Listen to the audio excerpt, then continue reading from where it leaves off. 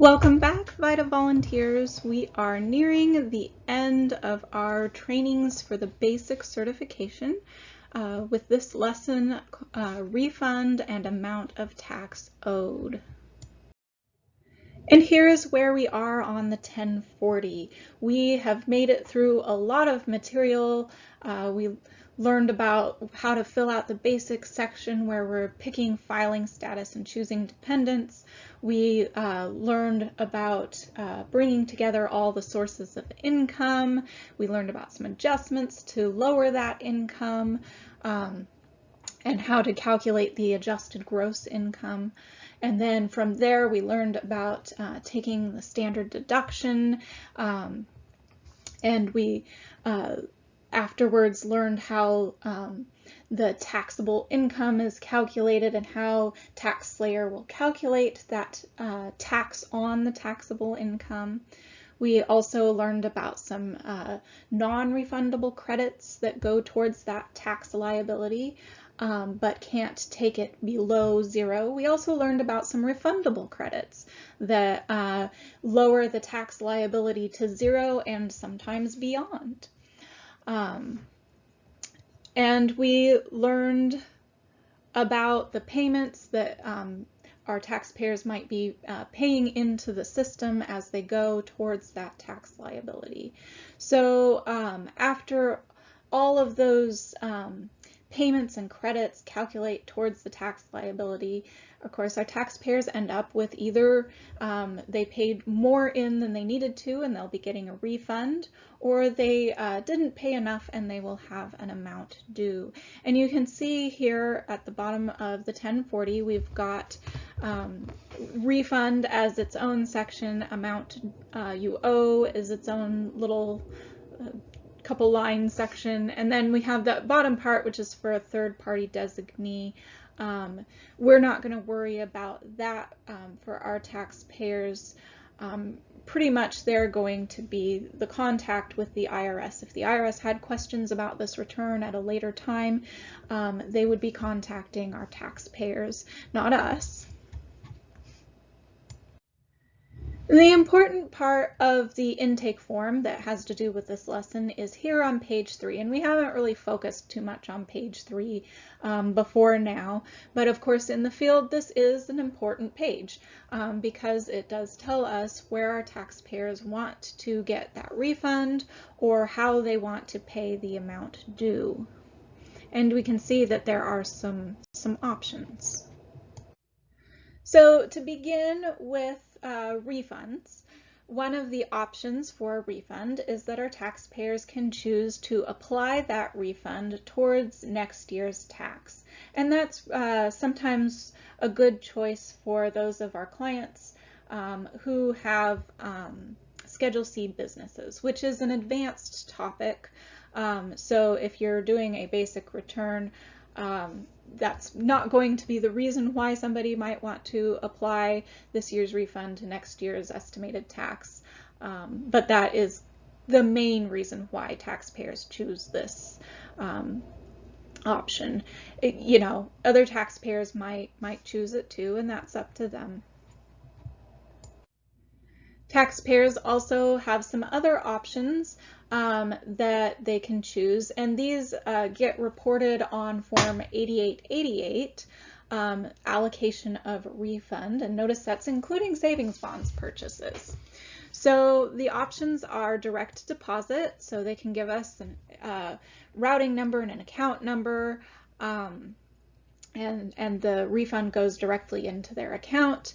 Note that the refund can be split between multiple accounts, so up to 3 accounts there. And then also our taxpayers can choose to purchase savings bonds with their refund, or they could choose to receive a check. So if our taxpayers are choosing direct deposit, we need a routing number and an account number. Often this can be found on a check, which is an ideal situation when we're in the field because then we can just look at the check to enter the numbers and not say any numbers out loud. The routing number is not so important because each bank has a routing number and it's pretty much the same for everybody at the bank. They might have a couple routing numbers. But of course the account number, it's ideal if we're not saying that out loud. Note that the routing number and account number do show up right there on page 2 of the 1040 under that refund. So that's an important thing to note. You'll enter the routing number and account number in the closing screens after you've finished your return. You go into the closing screens where taxpayers elect how they want to file and how they want to have their refund or amount due, and in those screens there's a place to enter these numbers, and then they show up on the form. So when you go to check the form later, you can check that number and just make sure that it is indeed what you meant to put in. And then I was going to mention too, aside from checks, sometimes, a lot of times anymore, our clients don't have checks, and so usually somewhere in their mobile banking app they can find the routing and account numbers, and if not, they might need to call their bank to figure that out. Note that direct deposit is the preferred method for getting a refund because it is so much safer than a mailed check. It goes right into the account, and of course, you know, the mail systems can get lost or stolen. There's a lot of moving parts there. So that's kind of one of the main reasons why I always encourage taxpayers to choose direct deposit. It's usually not something that you have to convince hard, but occasionally you do have clients that are uncomfortable with direct deposit, and you just mention the benefits and then they choose. Also note that usually direct deposit is the fastest way they are going to see their refund. The IRS says usually people will receive their refund within 3 weeks of return acceptance, but of course in the last couple of years, and we're expecting again this year, the IRS is dealing with a backlog of returns. So we definitely don't make any guarantees, and I'm always very clear with taxpayers that, you know, this is, you know, what happens usually, but, you know, I can't guarantee that you're going to get your refund in those 3 weeks. There's a lot of things that could change that turnaround. And you know, again, just explaining to the taxpayers that, you know, the IRS has a big backlog, and so you know, they might expect delays. Again, the direct deposit can be split between up to 3 accounts. The accounts do need to be in the name of the taxpayer, the spouse, if they're married filing joint, or it would be a joint account between the two of them. And always, always, always be careful to enter the correct account numbers. Double check that you're entering the correct account numbers. Our quality reviewers will also be checking these numbers, just because if the money goes to the wrong account, then it can be very difficult and quite a process for the taxpayer to get that money back, and sometimes it doesn't happen. So, so again, these are really important numbers to get right. I also make sure to emphasize this with my taxpayers if they haven't provided a check, or, you know, if they're just writing down a number from their app or from, you know, from some other location. I double check with them. I say, are you really sure this is the correct account number? Because while we're talking about refunds, it's important that we note that refunds can be adjusted due to errors. So of course in the field we're doing our very best to prepare accurate returns, and doing our best to do a good client interview to make sure that we catch everything so that we can prepare a good client return.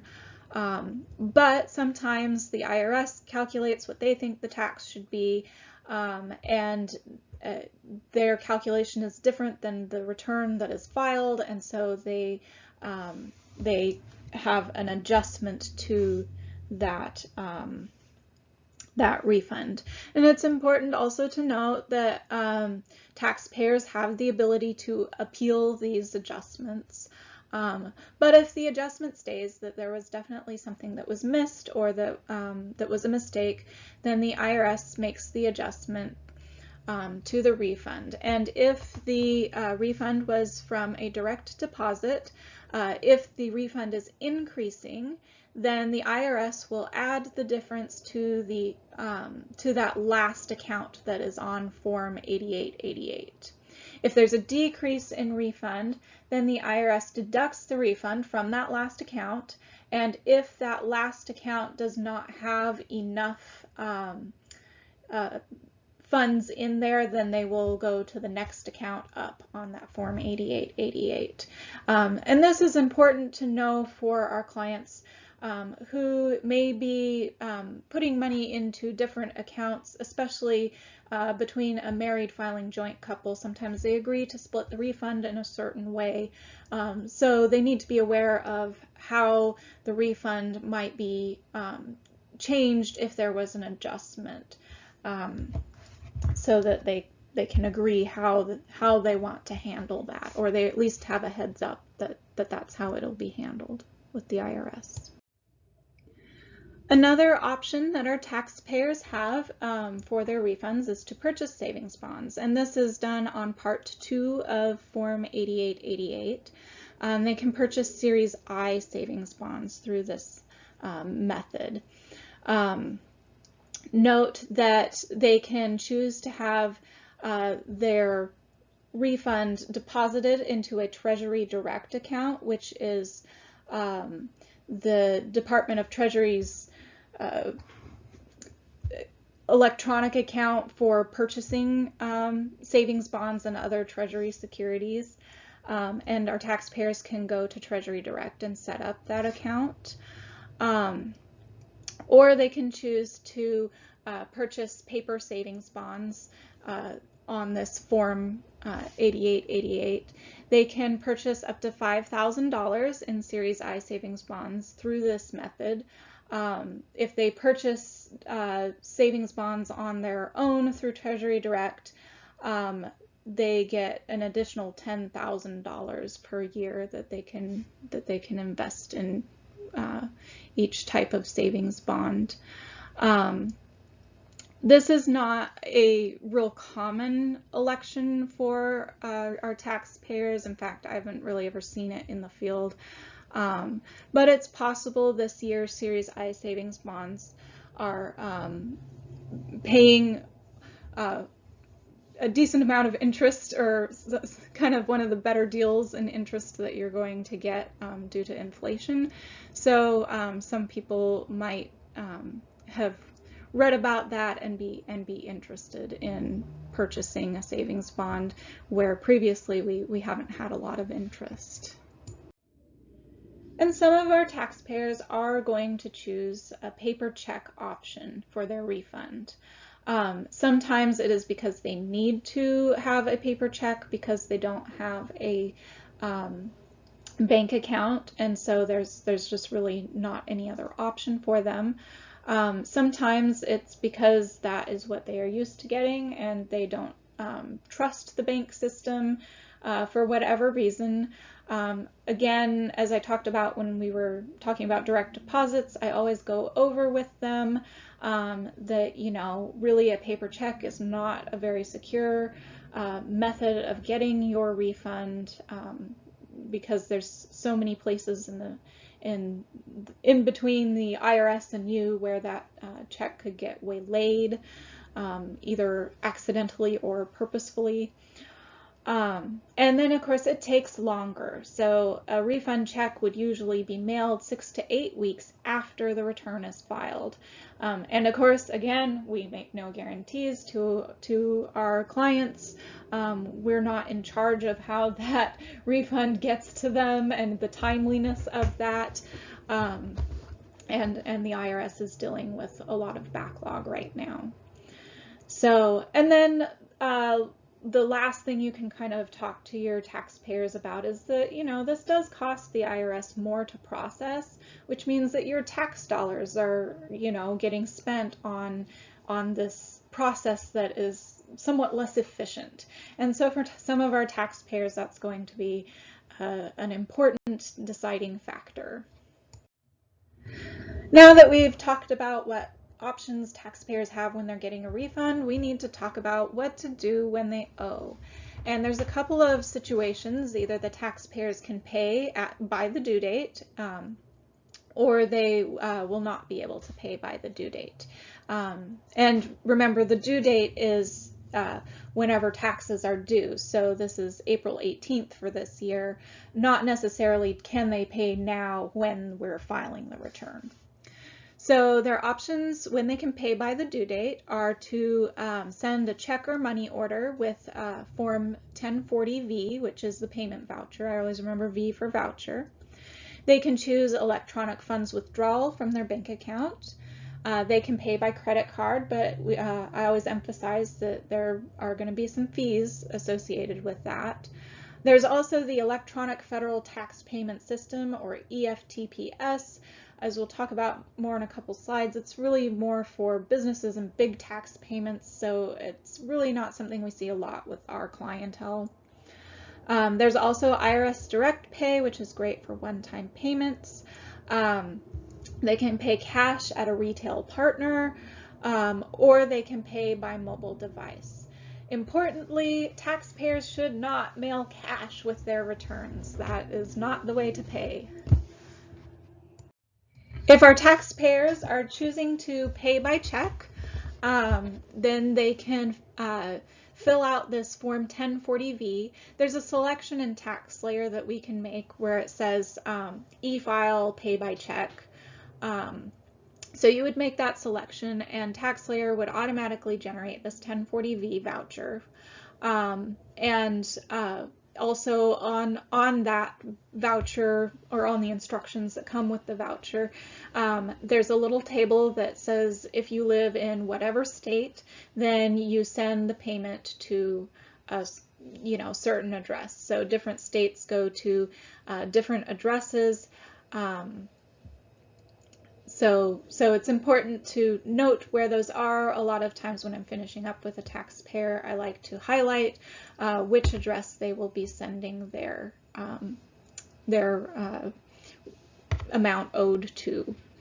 So they enclose their check or money order with this voucher.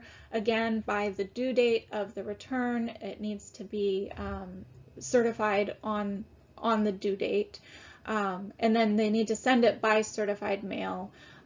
For a small return, I find this runs around $8. For larger returns, it runs larger. So it's important maybe for our taxpayers to know this might not be their cheapest option for paying. If they would like, taxpayers can choose to pay using the electronic funds withdrawal, which is integrated right into the finishing screens of TaxSlayer. Similar to the refund, we will need to enter the name of the bank as well as the routing and account numbers, and then you would push a button that populates the amount owed. Importantly, taxpayers can select the day they want the amount to be debited from their account, so it doesn't have to come out the same day as they submit their tax return.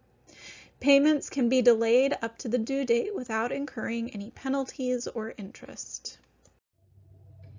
If they would prefer to pay with credit card, they can do so. They just log on to irs.gov, payments, and there's a number of different options that are offered, but when you click on pay your taxes by debit or credit card, it takes you to a screen that has options of paying through different processors, and you can see that each processor kind of has its own fee structure, so you can figure out what is maybe the best deal for the clients and help them know what to do. But yeah, just emphasize with them that there is added fees to this. And as I mentioned before, there is the EFTPS, Electronic Federal Tax Payment System. Taxpayers need to be enrolled in this before they can make a payment through this system. And as I said before, this is really more of a businesses or large payments kind of payment type. So really we don't see a lot of this in our market, the taxpayers that we're working with. To enroll, if somebody did need to enroll or wanted to enroll, they would just visit the IRS website, or they can call the EFTPS customer service number there that's on the slide. And if the taxpayer would like to make a one-time payment, electronic payment, but they don't want the IRS to, keep their account information, which maybe has its pluses and minuses, right? Because if the IRS has your account information on file, like with the economic impact payments, then those went right to the accounts that were on file with the IRS. But some people are uncomfortable with having the IRS keep their account information, or they just want to make a really quick payment and not worry about, filling out extra information. Then they might choose to go to IRS Direct Pay. And again, that's on irs.gov. There's a few steps. They need to be able to provide their tax information to verify their identity, and then they enter their payment information, and then they're going to, ensure that the transaction looks correct. That's what they're intending to do. And then they're going to, need to print that payment receipt with the confirmation number for their records, just to make sure that everything goes through into their tax account correctly. They might want to check their tax account, a little while after doing this to make sure that the payment was applied. But this is also a free method for paying an amount due. And then the IRS has a mobile app, IRS To Go. So taxpayers can download this app, and you can see here that there are ways to make payments through the app, so they can just do it on their mobile device. So now we need to talk about what happens when our taxpayers owe some tax, but they know for sure they're not going to be able to pay by the due date. And again, remember, the due date is not necessarily when they're filing, unless they're filing on the due date. Sometimes it happens, but often, they're filing ahead of time, and so they have until the due date to pay before they would have penalties and interest associated with that not paying. So it's really important to emphasize with our taxpayers that they still need to file a return, because there are failure to file penalties that are quite steep. So even if they can't pay by that due date, still file the return.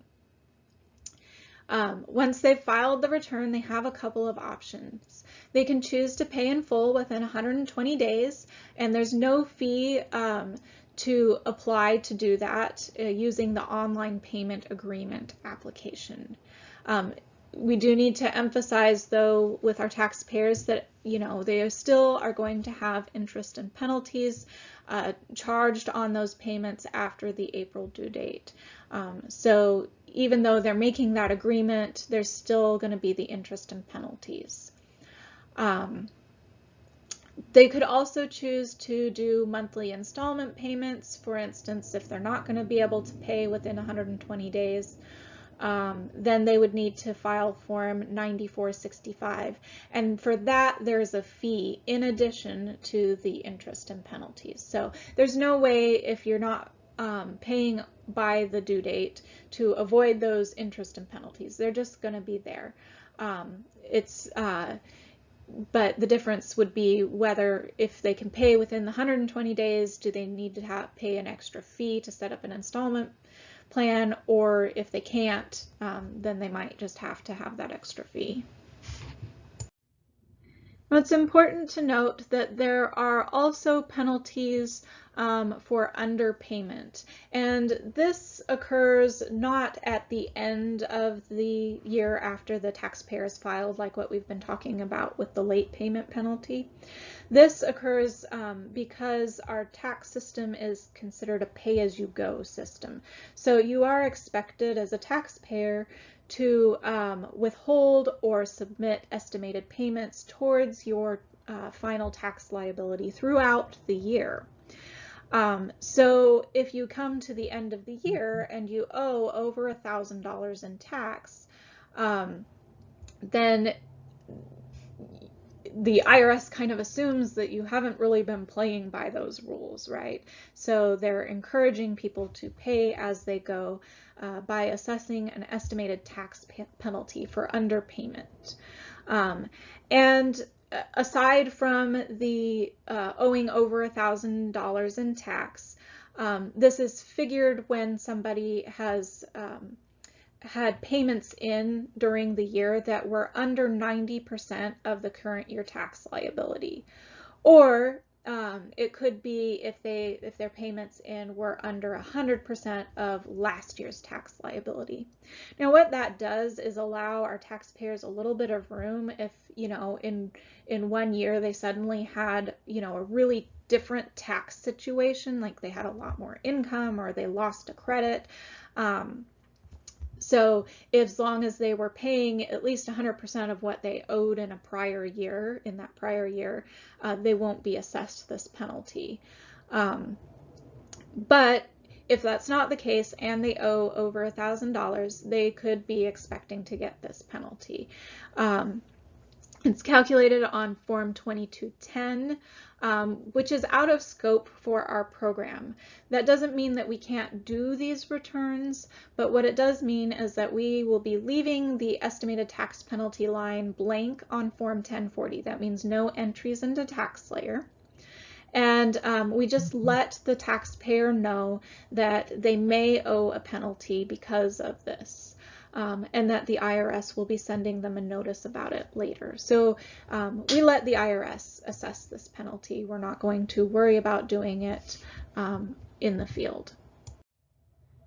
And when we do have a client who, owes a bunch of money, or they owe and they didn't want to owe, we always have that opportunity to educate them about how they are really in control of, how much they get in refund or how much they owe at the end, based on the payments that they are making in over the course of the year. And they can adjust those if they're an employee through the Form W-4. Also, if it's retirees, they can use Form W-4P. And for our clients that maybe had unemployment or expect to have unemployment, or they have Social Security, there's that Form W-4V that they can choose to withhold more towards their tax liability the next year. And then, of course, the taxpayers can file with Form 1040-ES, or they can add payments using some of the online payment systems throughout the year. So there are options for our taxpayers so that they can be in control of whether or not, at the end of 2022, whether they owe or whether they get an amount back and how much that is.